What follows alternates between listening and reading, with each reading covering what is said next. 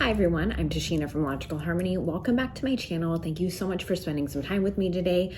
I'm going to be doing a little bit of a declutter video. So I know when you think about declutter traditionally here on YouTube from the beauty community, it's things like going through like hundreds of lipsticks, hundreds of products and like organizing it, decluttering, putting things back. This is a much more simplified version. This is totally inspired by Kelly Gooch. She does declutter videos like this and I really enjoyed them because I feel like it just helps me to explain better why I'm decluttering and it's not as long of a video. So that's what I'm gonna do. I'm gonna share a handful of products that I'm decluttering out of my collection and what the reasons are. It doesn't mean that they're bad. If you love them, they're probably good for you and work great for you. Some of them just don't work for me. Some of them are old. Some I have strong feelings on, so let's get into it. Okay, the first thing I'm gonna declutter, and I've actually worn this in a video, is from Colourpop. It's from their newer Hocus Pocus collection that came out last fall. And this is their, oh my gosh, there's a cat hair on me now, their Fresh Kiss Lip Cream in Hello Boys. So I picked it up because it's a black lip cream and I wanted a black lipstick that was not necessarily a liquid lipstick. I do prefer lip creams whenever I can get them, even though I know they don't wear as long, they're not gonna be drying. The formula of this is horrible. I tried it. It was just constantly patchy. It was constantly streaky. It was definitely more of like a patchy dark gray than a black. The packaging is so cute. So that's why I held on to it. I was like, why? What's the point? Like I'm not using it.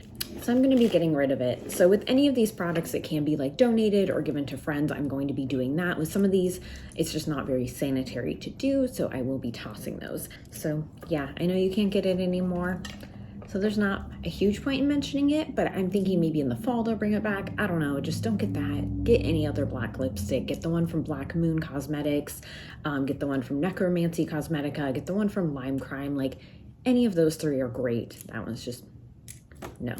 Another lip product, this is the lip oil from Merit. Now I loved this. I love the formula. I just wasn't the biggest fan of the shade. I stopped reaching for it. It's definitely gone bad at this point. It's been open for over a year. That's gone bad. That smells terrible. I really like this. When I first reviewed the Merit products that they sent me last year, they sent me like the whole line.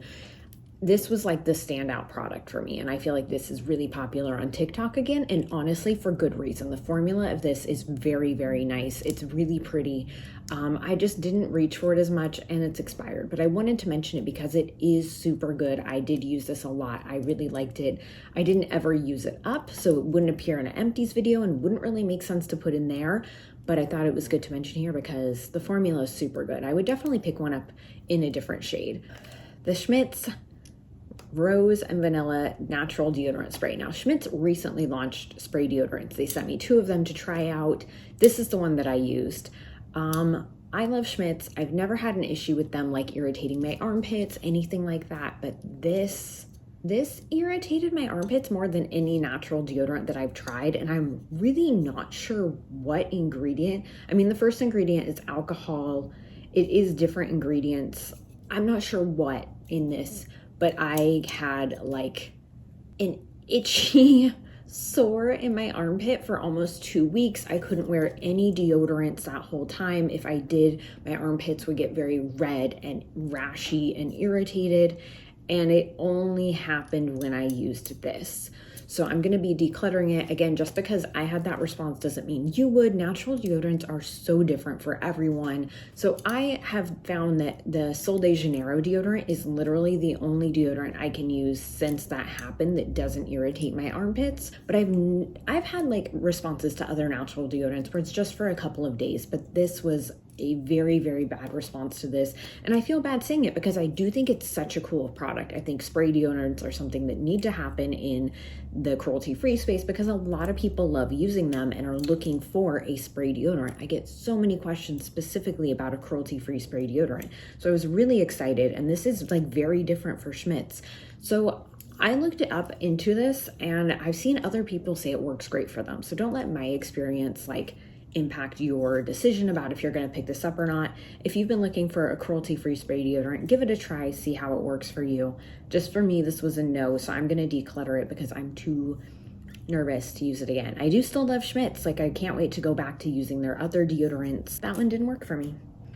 From Urban Decay, this is their Stay Naked Hydromaniac Tinted Glow Hydrator. It says it's medium coverage, up to 24-hour wear. This, I understood, was meant for dry skin, and this is one of the most drying tinted moisturizers, foundations that I have used in a very, very long time.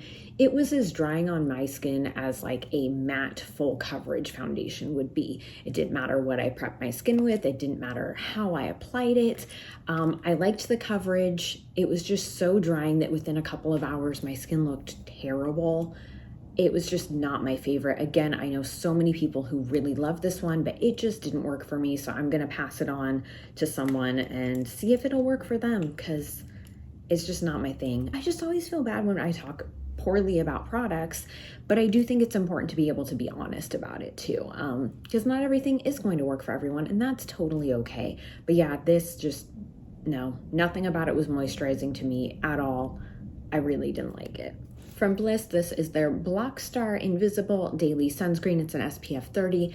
I like the formula of this, but the shade of it, it is tinted. This is also old, but it is tinted, and it was just way too dark for my skin.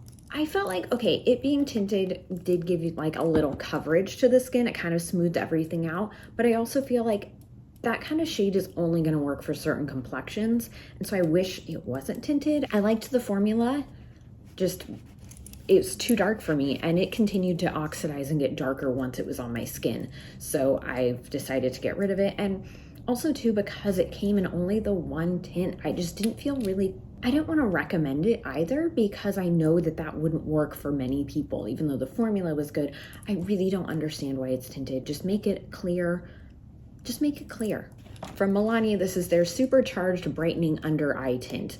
Now, this is definitely an under eye tint, so it doesn't have a lot of coverage to it. So if you just want a little bit of color correcting, you don't need a lot of coverage, this is a good one to try out. I much prefer the Smashbox and Becca one, as well as the Pacifica under eye tint. That one's really brightening, really pretty. But I decided to declutter this one because I just didn't really reach for it. Now, when it first came out, there were people saying that this was a dupe for the Becca one. It definitely isn't, but it is nice. It's just not exactly what I was looking for, and I just didn't use it, so I'm just gonna pass it on to someone. Plus, for me, being so fair, it was definitely a little dark than what I needed, and it's more of like, you can see it's like literally a peach color corrector. So if that's what you're looking for, this could be a great option to try out. But for me, it's not what I was looking for. I like the under eye brighteners and the color correctors. Another Urban Decay product, this is the Naked Wild West palette. This is not a bad palette at all. It's a nice neutral palette with pops of color. I was so excited when they finally came out with a vegan naked palette, and I think now they've added one more to the collection. I just never reached for this. I wasn't super impressed by the formula of the shadows. Years ago, I used to love the naked palettes. Back before I used only vegan stuff, I had one or two of them. I can't even remember. And I really liked it. But it's just not something I ever reached for. I think that if you have a smaller makeup collection, this would be a great addition because it's a good neutral palette with those little pops of color. But I never found that I could use just this palette for looks that I wanted to create. And so that was always a little frustrating for me. And like the shimmers are pretty, it's just not the best shadow formula out there, especially for the price. I feel like Urban Decay is still really well known for their naked palettes, but they're doing so many other cool things. Like their lipsticks, the ones they just relaunched, are so good. Like I feel like there's so many amazing products from Urban Decay. This just wasn't one of them for me. Again, if this palette works for you, I think that's great. It's just one I never reached for. So I figured, why have it take up space in my collection? From Too Faced, this is the Born This Way Ethereal Setting Powder. This was like my ride or die setting powder for years. And I've just not been into it for a while. So I figured, why hold on to it? I've really been loving the Colourpop pressed setting powder lately. I love the Charlotte Tilbury Magic setting powder. Like there's so many that I've been using, and I felt like I was stuck on this one for so long because it is a good formula. But because of that, I wasn't trying new things. I wasn't testing new stuff out. And so I was like, you know what? Like one, I haven't reached for it in quite a while. Once I started using other powders, I was like, oh my gosh, there's so many other good ones out there. But I just haven't really talked about Too Faced in a long time either. I feel like as a brand, I don't know. I don't really know how I feel about them as a brand anymore, but I've just, it's a brand I've taken some space from, and I haven't missed their stuff like I thought I would. So I figured, I probably know someone who would get use out of this, because there's still a decent amount left in there, even though I used it for a long time. Powder products don't really go bad. I mean, I know they do. I just figured I'll pass it on to someone who might use it versus it just sitting in my drawer. From Revolution, this was their soap brow. I saw it on TikTok, and TikTok I saw had a lot of views and was like, oh my gosh, this is amazing. Did not work for me at all. So I have very thick brows. I shouldn't say very thick. I have a lot of brow hairs. I didn't do anything with them today. I have been shaving my tails off for a while, and I'd kind of just let them do whatever. This I thought would be good at keeping them in place. No. It was sticky, it was goopy, it was hard to blend, it messed with the wear of all my products. It didn't matter when I put it on in my order of things, it would like melt into my foundations and my concealers, I would say, and like break them up around my eyes. It was cakey. No matter how little I used, it would get cakey. It would turn white throughout the day, but then it would also melt. Like, it was just not a good formula. It's cheap, it's affordable, skip this. Get one of the new brow gels from e.l.f. The Colourpop one, also really good, but skip this one. I know it's only like $7-8, but it is not worth the money. Just don't do it. And then I have a highlighter from e.l.f. that I'm getting rid of. This is from the Retro Paradise collection, so I don't even think this is still available. It's pretty, it's just very chunky and glittery, so it's not something I was reaching for, so I was like, you know what, maybe I know someone who could get some use out of this. It's pretty, and so part of me is like, keep it, you need it, but I don't need it, I don't use it. I love highlighter, don't get me wrong. I went through a phase where I stopped wearing it for a very long time. Now I'm back into it, and I feel like the formula that I want is different than what I wanted before.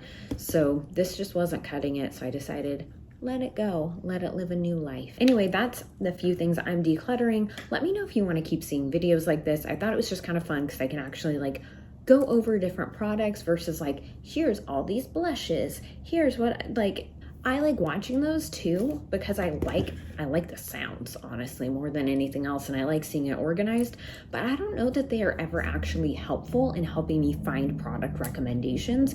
Whereas when I watch Kelly Gooch's videos that are like this, I find it so helpful because I'm actually learning about the products, I'm hearing about what did and didn't work, and I find that as a consumer, for me, it's way more helpful. So I thought it'd be fun to do here. Thank you so much for spending some time with me. I'll see you next time.